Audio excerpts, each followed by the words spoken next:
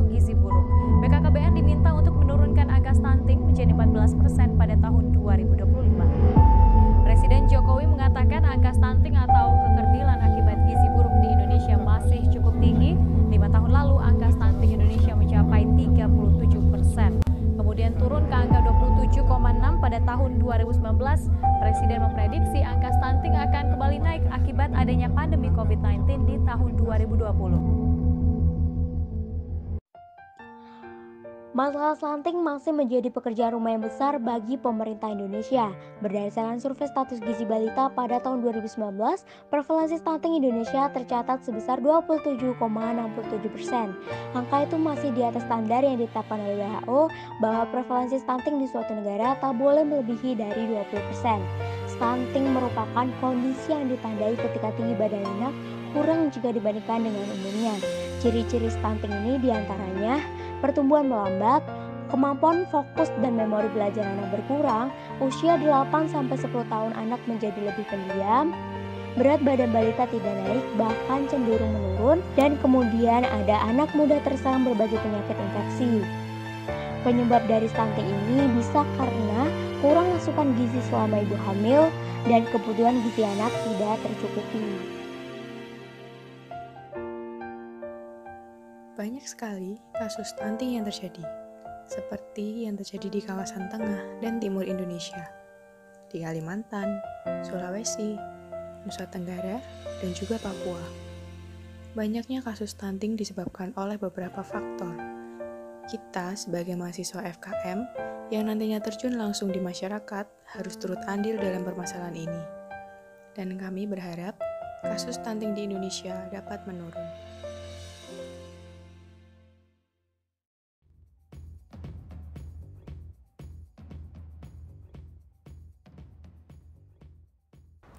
Banyak sekali yang bisa kita lakukan untuk mencegah stunting. Salah satunya yaitu memberikan asupan gizi yang cukup untuk anak.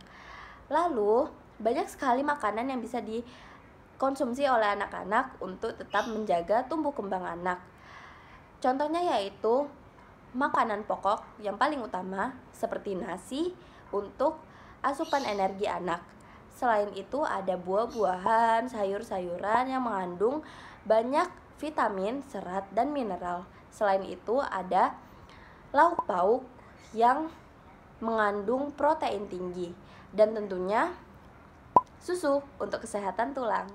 Nah, solusi selanjutnya adalah sosialisasi pemenuhan gizi seimbang bagi ibu hamil. Kalian tahu nggak sih kalau salah satu penyebab terjadinya stunting pada anak di Indonesia adalah karena kurangnya gizi seimbang yang dikonsumsi oleh ibu hamil. Sosialisasi pemenuhan gizi seimbang pada ibu hamil sangat penting untuk dilakukan. Gizi yang dimaksud di sini itu karbohidrat, protein, vitamin dan mineral seperti A, B6, B12, D, dan zat besi. Melakukan gerakan sosialisasi pemberian ASI eksklusif pada bayi hingga umur 6 bulan. ASI merupakan cairan hidup karena mengandung sel darah putih, zat kekebalan, enzim hormon, dan protein yang cocok untuk bayi. ASI atau air susu ibu dapat mengurangi peluang stunting pada anak karena berkat adanya kandungan gizi mikro dan juga makro. Oleh karena itu, ibu menyusui disarankan untuk tetap memberikan ASI eksklusif selama 6 bulan kepada sang buah hati. Protein whey dan juga kolostrum yang terdapat pada susu ibu dinilai mampu meningkatkan sistem kekebalan tubuh bayi yang sangat rentan. Oleh karena itu, mari kita cegah stunting dengan melakukan sosialisasi kepada masyarakat untuk memberikan ASI eksklusif pada bayi selama 6 bulan, sehingga dapat meningkatkan standar kesehatan di Indonesia. Memantau tumbuh kembang anak. Orang tua harus memantau pertumbuhan dan perkembangan anak, terutama tinggi badan dan berat badan. Selain itu, orang tua juga harus rutin membawa anaknya ke posyandu dan klinik anak terdekat guna mengetahui gejala dan penanganan apabila anak tersebut mengalami gangguan. Solusi yang selanjutnya adalah melakukan pemeriksaan kandungan secara rutin. Penting banget loh buat para ibu hamil untuk rutin melakukan pemeriksaan kandungan. Karena apa? Untuk memantau tubuh kembang janin juga. Dengan demikian, dokter pun bisa melakukan penanganan lebih awal agar anak tidak mengalami stunting dan menjaga kondisi kesehatan ibu hamil tetap baik. Cara yang bisa dilakukan untuk menghindari stunting ini yaitu dengan menerapkan piring gizi seimbang. Gizi seimbang artinya pola makan 4 sehat 5 sempurna dengan berbagai macam nutrisi tanpa menghilangi jenis nutrisi tertentu. Kemudian ialah mendorong kebijakan akses pangan yang bergizi. Menurut World Food Summit pada tahun 1996 menjelaskan bahwa ketahanan pangan adalah situasi di mana saat semua orang kapan saja memiliki akses fisik dan ekonomi untuk memenuhi kebutuhan dan preferensi makanan yang aman serta bergizi dengan jumlah yang cukup untuk kehidupan yang sehat dan aktif. Untuk mengukurnya ada beberapa indikator, yaitu ketersediaan pangan secara fisik, akses secara ekonomi dan fisik untuk mendapatkan pangan, dan stabilitas dari ketiga tersebut. Oleh karena itu, pemerataan akses pangan yang bergizi sangatlah penting agar semua elemen masyarakat dapat merasakannya. Solusi untuk mengatasi stunting selanjutnya adalah dengan pemberian makanan tambahan atau PMT kepada balita. Hal ini dapat dilakukan dengan cara memberikan makanan berupa modifikasi sayur-sayuran dan buah-buahan yang sudah dibentuk atau dikemas menjadi biskuit. Selain itu, dapat juga diberikan susu dan berbagai macam olahannya. Menerapkan hidup bersih dan sehat. Hal ini sangat penting untuk badan kita supaya tetap sehat dan mencegah berbagai resiko penyakit.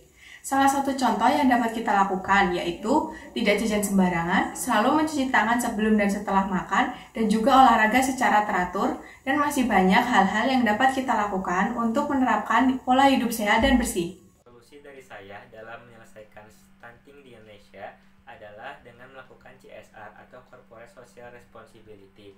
Salah satu contohnya dengan melakukan CSR melalui pihak produsen mie instan. Alasannya, karena begitu tingginya tingkat stunting di kalangan anak-anak Indonesia, serta diikuti dengan begitu tingginya pula tingkat konsumsi mie instan oleh anak-anak Indonesia.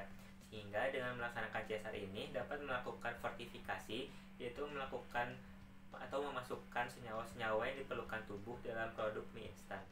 Selanjutnya adalah pola asuh yang baik.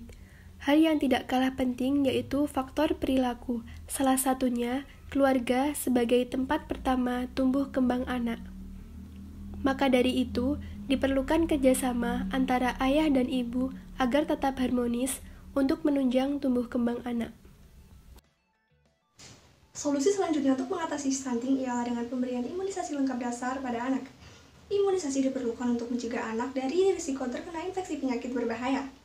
Semakin sering mengalami infeksi penyakit, maka akan dapat menyebabkan risiko stunting itu semakin tinggi pula. Oleh karena itu, pastikan bayi Anda mendapatkan imunisasi dasar lengkap. Di antaranya meliputi yang pertama imunisasi hepatitis B, yang kedua imunisasi tuberkulosis, yang ketiga imunisasi polio, yang keempat imunisasi difteri, yang kelima imunisasi pertusis, yang keenam imunisasi tuberkulosis, yang ketujuh imunisasi meningitis dan pneumonia, dan yang terakhir yang kedelapan ialah imunisasi campak. Kasus stunting harus segera diatasi dengan baik agar generasi masa depan Indonesia dapat menjadi generasi yang unggul, berdaya saing, dan berkualitas.